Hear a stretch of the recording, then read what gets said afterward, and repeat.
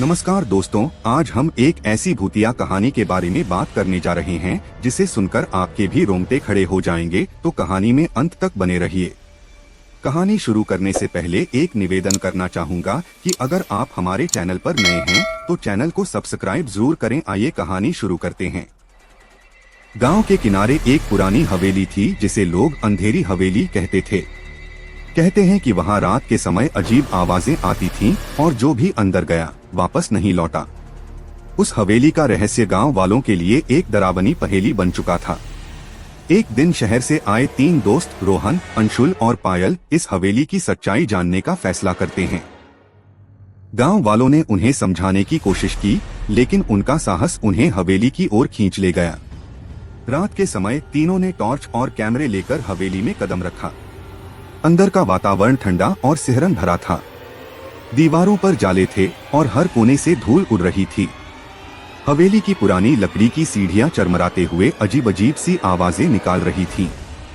जैसे ही वे एक बड़े कमरे में पहुंचे, उन्होंने देखा कि वहां एक पुराना झूला धीरे धीरे अपने आप हिल रहा था। पायल ने डरते हुए पूछा, यह झूला कौन हिला रहा है? तभी दरवाजा अपने आप बंद हो गया और कमरे में अंधेरा छा गया। टॉर्च की रोशनी में रोहन ने देखा कि दीवारों पर लाल रंग से कुछ लिखा हुआ था, यहाँ से जाओ वरना तुम भी नहीं बचोगे। उनके दिलों की धड़कन तेज हो गई। तभी कमरे के कोने से एक धीमी गूंजती हुई हंसी सुनाई दी। अंशुल ने साहस दिखाते हुए उस ओर टॉर्च की रोशनी डाली।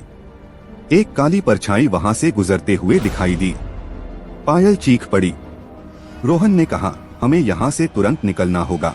लेकिन जब वे दरवाजा खोलने की कोशिश करने लगे तो वह जैसे किसी अदृश्य शक्ति ने बंद कर रखा था। कमरे की हवा भारी हो गई और अचानक झूले पर बैठी एक अधजली आकृति प्रकट हुई। उसकी खाली आंखें सीधे उनकी ओर देख रही थीं। वह धीमी आवाज में बोली, तुमने मेरी नींद में खलल डाली है, अब तुम यहीं रहोगे।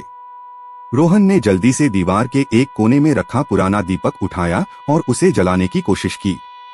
जैसे ही दीपक जला, काली आकृति चिल्लाते हुए गायब हो गई और दरवाजा अपने आप खुल गया। तीनों भागते हुए हवेली से बाहर निकल आए। गांव लौटने के बाद वे हांफते हुए गांव वालों को पूरी कहानी सुनाई।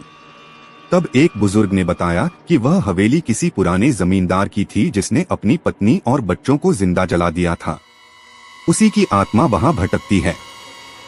उस रात के बाद रोहन, अंशुल और पायल ने कभी किसी पुरानी हवेली में कदम रखने की हिम्मत नहीं की। हवेली अब भी गांव के कोने में खड़ी है, जैसे किसी और को अपनी ओर बुलाने का इंतजार कर रही हो।